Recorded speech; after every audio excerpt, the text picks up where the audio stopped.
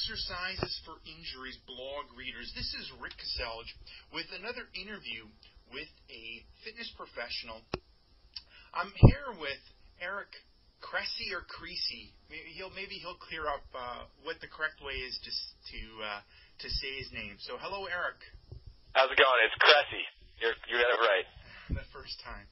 Okay, Eric's coming up to Vancouver, BC, Canada to do a 2-day course on corrective exercise. So I'll get Eric to kind of introduce himself, who he is, what's his background. So, Eric? What's happening?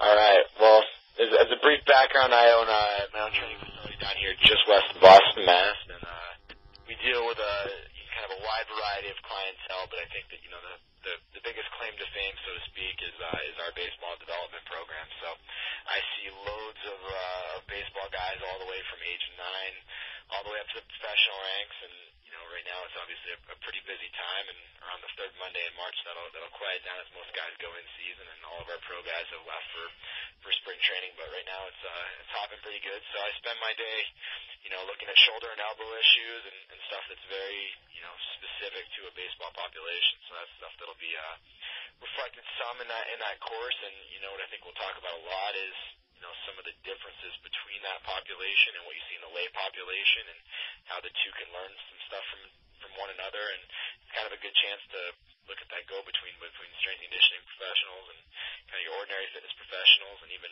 stuff you see from rehabilitation specialists like athletic trainers and physical therapists.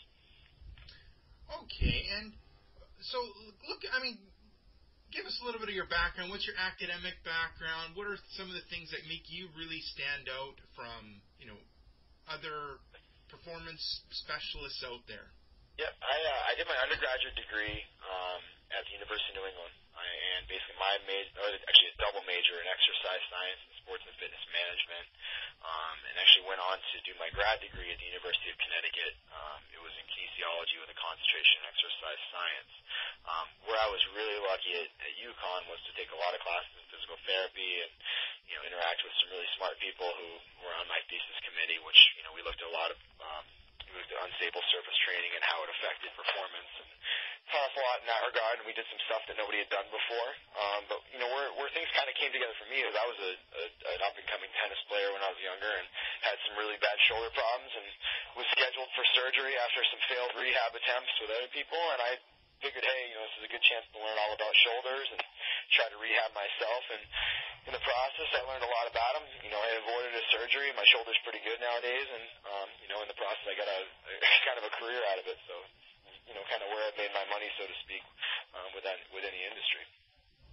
That corrective exercise stuff. And you're not a tennis player anymore. You're a competitive power lifter. I am. So I kind of I always joke with guys that I took up powerlifting to convince guys that I was actually tough. It's a little change of pace for sure, but now the shoulders, withstood enough to bench 400 in competition and do all right in that regard. So I've kind of gone together into the spectrum. Oh, wow.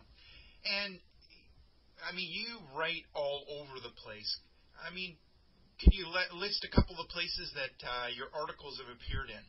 Yeah, obviously probably the biggest resource of my stuff is just my personal website, which is ericcressey.com. But I've been writing for Team Muscle, which is formerly T-Mag, formerly T-Nation. They've kind of changed the names around ever since 2003. I've had stuff published in the Journal of Strength and Conditioning Resource, Men's Fitness, a little bit all over the place. A lot of it online stuff, some of it, in print magazines as well, from everything from Experience Life to Oxygen Mag to you name it. So kind of done a little bit of everything, and written a couple books now, and created a couple DVD sets. So keeps things interesting for sure. And one thing that I've noticed that definitely sets you apart is you really talk highly of the corrective exercise side of things when it comes to the work that you do with your clients. Maybe you can kind of chat about that on how it fits in with your clients' exercise and performance program. Absolutely. I think the thing that we've come to realize nowadays, and particularly here in the U.S., is that, people have, set limits on how many, visits they can get with physical therapists on their insurance plan.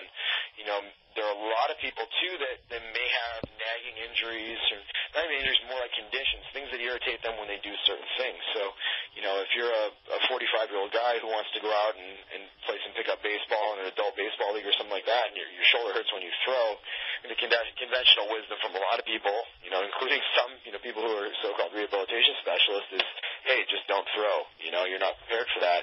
I think that there's a huge need for, helping people, one, find a training effect in spite of some of those problems and be able to exercise pain-free instead of just saying don't exercise.